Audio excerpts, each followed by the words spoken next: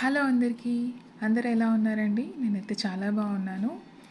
అయితే ఎప్పుడైనా ఇంట్లో ఏమీ కూరగాయలు లేకపోయినా కూడా, వంట ఏం చేయలేకపోయినా కూడా, ఇలా మనం ఇంట్లో ఉన్న వాటితోనైతే ఈజీగా simple and tasty street style egg fried rice అయితే చేసేసుకోవచ్చండి.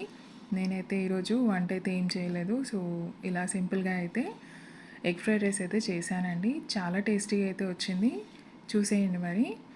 సో ముందుగా అయితే టూ టేబుల్ స్పూన్స్ అయితే ఆయిల్ వేసుకున్నాను.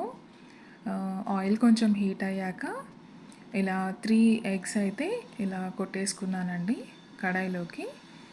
కొంచెం ఒక 5 సెకండ్స్ అట్లా అయ్యాక ఇది స్క్రాంబుల్ చేసేసేయాలండి. కలిపేయాలి బాగా ఎగ్స్ని.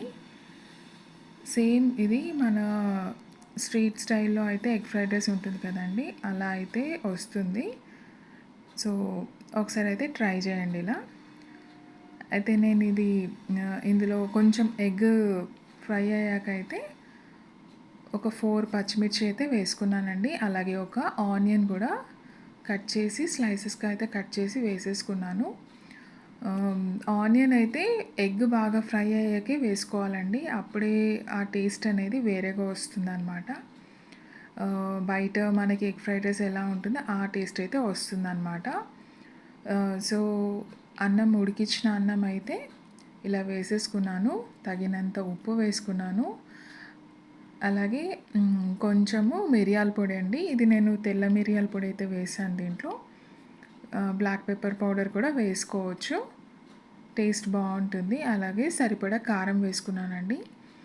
అయితే కావాలన్న వాళ్ళు ఈ టైంలో ఇంకొంచెం ఆయిల్ వేసుకొని అయితే కలిపేసుకోవచ్చు. నేనైతే ఆయిల్ అయితే వేయలేదు. ఇలా బాగా మిక్స్ చేసుకోవాలండి. హై ఫ్లేమ్లో పెట్టుకొని అయితే ఈ ఉప్పు కారం అంతా కూడా బాగా రైస్లో మిక్స్ అయ్యేలాగైతే బాగా కలిపేసుకోవాలి.